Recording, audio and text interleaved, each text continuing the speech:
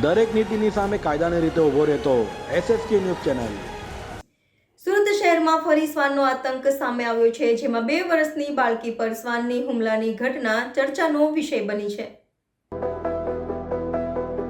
શાંતિનિકેતન નગર કૈલાસ ચોકડી પાંદેસરા વિસ્તારમાં રહેતી 2 વર્ષીય દિશા રાહુલ મોરિયા શ્વાનના હુમલાનો ભોગ બની।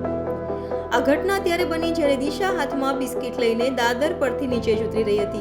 શ્વાને તેના પર હુમલો કરીને મોઢા અને આંખની પાપણ પર ગંભીર ઈજા પહોંચાડી। ઘવાયેલી બાળકીને તાત્કાલિક સારવાર માટે હોસ્પિટલમાં ખસેડવામાં આવી હતી, પરંતુ પાલિકાના રસીકરણ અને ખસીકરણના દાવાઓ ફક્ત કાગળ પર પૂરતા જ હોવાથી સ્થાનિકોમાં રોષ ફાટી નીકળ્યો છે।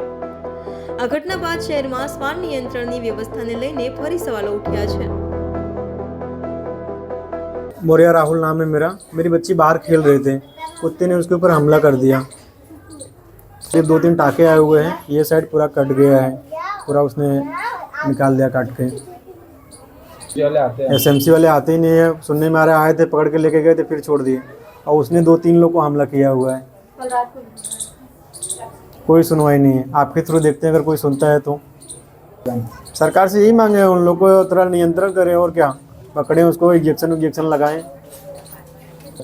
हाँ, कल किसी और के साथ भी हो सकता है, हो ही रहा है ना। अभी वो फिर बाहर ही घूम रहा है, वो कोई सुनवाई नहीं है। દરેક નીતિની સામે કાયદાની રીતે ઊભો રહેતો SSK ન્યૂઝ ચેનલ।